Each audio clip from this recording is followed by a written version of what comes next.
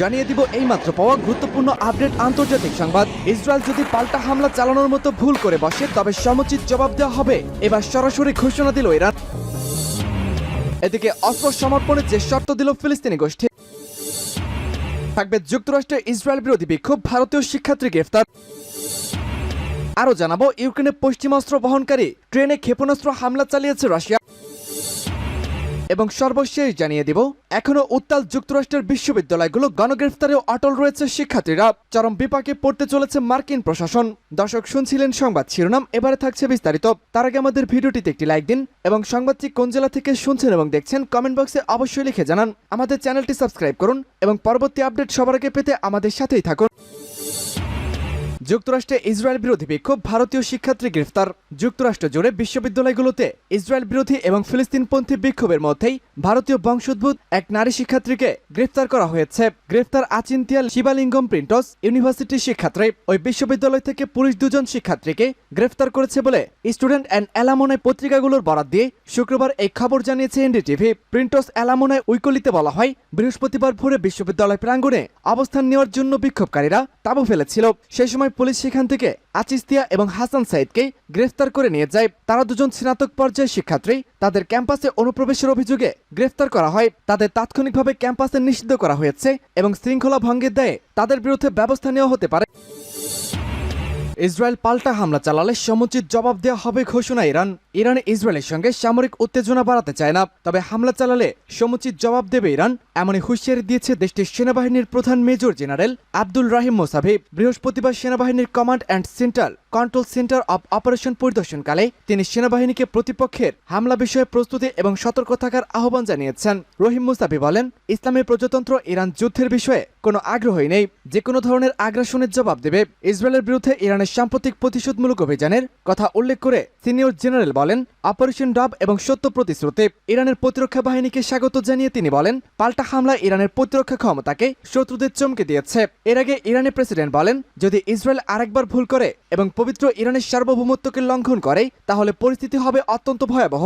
গত 1 এপ্রিল সিরিয়ার দামেস্কে ইরানি কনসুলেটে হামলা চালায় ইসরায়েল। এর জেরে প্রতিশোধমূলক পদক্ষেপ হিসাবে 13 এপ্রিল রাতে ইসরায়েলের ভূখণ্ডে 3 শতাধিক ড্রোন ও ক্ষেপণাস্ত্র নিক্ষেপ করেছে ইরান। ইরানের নজিরবিহীন হামলার পাল্টা জবাব দিতে ইরানি ভূখণ্ডে ছোট হামলা চালায় ইহুদিবাদী ইসরায়েল। দেশটির ইস্পাহানে পরমাণু স্থাপনার রাডার ব্যবস্থাকে লক্ষ্য করে এ ধরনের হামলা চালিয়েছে ইসরায়েলি বাহিনী। তবে উত্তেজনা থামিয়ে দিতে ইরান বিষয়টি চেপে যায়। এছাড়া ইসরায়েল ও আনুষ্ঠানিকভাবে হামলার দায় স্বীকার করেনি। পরে ইসরায়েল একটি সূত্র জানায়, তারা ইরানের আরো বড় হামলা চালানোর পরিকল্পনা করেছিল, কিন্তু পরিস্থিতি অন্যদিকে মোড় নিতে পারে এমন ভয় থেকে সিদ্ধান্ত বদলে ফেলেছে কর্তৃপক্ষ।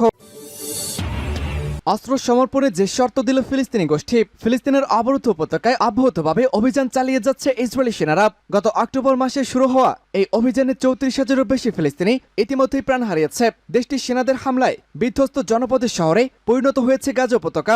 এমন পরিস্থিতিতে অস্ত্র সমর্পণের জন্য শর্তারোপ করেছে ফিলিস্তিনের স্বাধীনতাকামীদের সংগঠন হামাস যোদ্ধারা। শুক্রবার সিএনএন-এর এক প্রতিবেদনে এই তথ্য জানানো হয়েছে। হামাস জানিয়েছে, দ্বিরাষ্ট্রভিত্তিক সমাধান তথা স্বাধীন ফিলিস্তিন রাষ্ট্র প্রতিষ্ঠা হলে তারা অস্ত্র আত্মসমর্পণ করবে। প্রতিবেদনে আরো বলা হয়েছে, হামাসের কিছু কর্মকর্তা ইঙ্গিত দিয়েছেন 1967 সালের যুদ্ধে ইসরায়েলের দখলকৃত এলাকায় স্বাধীন রাষ্ট্র প্রতিষ্ঠা হলে তারা সশস্ত্র সংগ্রাম ছড়িয়ে দিতে পারে। সিএনএন জানিয়েছে, হামাসের কিছু কর্মকর্তা এমন বার্তা তাদের কিছুটা নমনীয়তার ইঙ্গিত দিচ্ছে, কারণ গাজার নিয়ন্ত্রণে থাকা এই গোষ্ঠীটি দীর্ঘদিন ধরে ইসরায়েলকে ধ্বংস করার আহ্বান জানিয়ে আসছেন। হামাসের পলিটিব্যুরোর ইস্তানবুল ভিত্তিক সদস্য বাসেম নাইন সিএনএনকে বলেন, স্বাধীন ফিলিস্তিন রাষ্ট্র প্রতিষ্ঠা হলে হামাস নিজেদের নিরস্ত্র করতে রাজি হবে। হামাসের সামরিক শাখার কথা উল্লেখ করে তিনি বলেন, শরণার্থীদের প্রত্যাবর্তনের অধিকার সংরক্ষণের পাশাপাশি জেরুজালেমকে রাজধানী করে স্বাধীন ফিলিস্তিন রাষ্ট্র প্রতিষ্ঠা করতে হবে। এমনটি করা হলে আল কাসেম ব্রিগেডকে জাতীয় সেনাবাহিনীতে একীভূত করা যেতে পারে। হামাস বরাবরই দ্বিরাষ্ট্রভিত্তিক সমাধানকে প্রত্যাখ্যান করে আসছে। এ নীতি অনুযায়ী ইসরায়েলের পাশাপাশি একটি ফিলিস্তিন রাষ্ট্র প্রতিষ্ঠিত হবে। এর বদলে হামাসের দাবি হলো, সমস্ত ঐতিহাসিক ফিলিস্তিনি ভূখণ্ডে ফিলিস্তিন রাষ্ট্র গঠন করতে হবে। ইউক্রেনে পশ্চিমা অস্ত্র বহনকারী ট্রেনে ক্ষেপণাস্ত্র হামলা চালিয়েছে রাশিয়া। ইউক্রেনে পশ্চিমা তথা যুক্তরাষ্ট্র এবং ইউরোপের সরবরাহ করা অস্ত্র বহনকারী ট্রেন এবং রেলপথে ক্ষেপণাস্ত্র হামলা চালিয়েছে রাশিয়া। শুক্রবার রুশ প্রতিরক্ষা মন্ত্রণালয়ের পক্ষ থেকে এই হামলার বিষয়টি জানানো হয়েছে। এপির প্রতিবেদন মতে রুশ প্রতিরক্ষা মন্ত্রণালয় বলেছে, পশ্চিমা অস্ত্র বহন করা ইউক্রেনের রেল অবকাঠামো এবং রেলপথে ক্ষেপণাস্ত্র হামলা চালিয়েছে রুশ বাহিনী। প্রতিরক্ষা মন্ত্রণালয়ের পক্ষ থেকে আরো বলা হয়েছে, বৃহস্পতিবার দুটি অঞ্চলে ওই হামলা চালানো হয়। একটি ইউক্রেনের দনবাসের দনিস্ক অঞ্চলে অঞ্চলে, অপরটি খার্কিভ অঞ্চলে। এই হামলায় অন্তত 10 জন আহত হয়েছেন। শুক্রবার ইউক্রেন রাশিয়া যুদ্ধের 792তম দিনে গড়িয়েছে। আল জাজিরার প্রতিবেদন মতে উভয় পক্ষের মধ্যে তীব্র লড়াই অব্যাহত রয়েছে। রাশিয়ার অধিকৃত ডোনেস্ক অঞ্চলে এই গ্রামে গোলাবর্ষণ করেছে রুশ বাহিনী। এতে অন্তত 3 ইউক্রেনীয় সেনা নিহত হয়েছেন। আহত হয়েছেন আরও কমপক্ষে 4 জন। দক্ষিণ খার্কিভ অঞ্চলের কুরাডিভকা এলাকায় রাশিয়ার অপর হামলায় আরও অন্তত নিহত হয়েছেন। এদিকে রুশ অধিকৃত ঝাপরিঝিয়া ইউক্রেনীয় বাহিনীর ড্রোন হামলায় 2 জন আহত হয়েছেন। এখনও উত্তাল যুক্তরাষ্ট্রের বিশ্ববিদ্যালয়গুলো গণগ্রেফতারেও অটল রয়েছে শিক্ষার্থীরা। গাজায় ইসরায়েলের নির্বিচার হামলার প্রতিবাদে এখনও উত্তাল যুক্তরাষ্ট্রের বিভিন্ন বিশ্ববিদ্যালয়ের ক্যাম্পাস। শিক্ষার্থীরা তাঁবু গেড়ে ক্যাম্পাসে অবস্থান নিয়ে বিক্ষোভ করেছেন। দিনরাত বিভিন্ন সময় যুদ্ধবন্ধের দাবিতে মিছিল নিয়ে সড়ক অবরোধ করে রেখেছেন। আন্দোলনের অংশ হিসাবে বিশ্ববিদ্যালয় ক্লাস বর্জন করেছেন শিক্ষার্থীরা।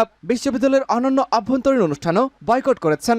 এমন পরিস্থিতিতে আন্দোলন দমাতে বিক্ষোভকারীদের গ্রেফতার অব্যাহত রেখেছে দেশটির পুলিশ। ইতিমধ্যে কয়েকশো শিক্ষার্থী পুলিশের হেফাজতে রয়েছে, কিন্তু অতিরিক্ত পুলিশ মোতায়েন করে গ্রেফতার ধস্তাধস্তির হুমকি, বিভিন্নভাবে চাপ প্রয়োগ করেও শিক্ষার্থীদের আন্দোলন দমাতে পারছে না মার্কিন প্রশাসন। সংবাদ মাধ্যম সিবিএস নিউজ জানিয়েছে, নতুন করে শহরের এমারসন কলেজ থেকে স্থানীয় সময় বুধবার রাতে প্রায় 108 জনকে গ্রেফতার করা হয়েছে। এর আগে সন্ধ্যায় ক্যালিফোর্নিয়া অঙ্গরাজ্যের লস অ্যাঞ্জেলস শহরে ইউনিভার্সিটি অব সাউদার্ন ক্যালিফোর্নিয়া থেকে পুলিশের হেফাজতে নেওয়া হয় 93 জনকে। হামলা বিষয়ে প্রস্তুতি এবং সতর্ক থাকার আহ্বান জানিয়েছেন। রহিম মুস্তাফি বলেন, ইসলামের প্রজাতন্ত্র ইরান যুদ্ধের বিষয়ে কোনো আগ্রহই নেই, যে কোনো ধরনের আগ্রাসনের জবাব দেবে। ইসরায়েলের বিরুদ্ধে ইরানের সাম্প্রতিক প্রতিশোধমূলক অভিযানের কথা উল্লেখ করে সিনিয়র জেনারেল বলেন, অপারেশন ডাব এবং সত্য প্রতিশ্রুতি। ইরানের প্রতিরক্ষা বাহিনীকে স্বাগত জানিয়ে তিনি বলেন, পাল্টা হামলায় ইরানের প্রতিরক্ষা ক্ষমতাকে শত্রুদের চমকে দিয়েছে। এর আগে ইরানি প্রেসিডেন্ট বলেন, যদি ইসরায়েল আরেকবার ভুল করে এবং পবিত্র ইরানের সার্বভৌমত্বকে লঙ্ঘন করে, তাহলে পরিস্থিতি হবে অত্যন্ত ভয়াবহ।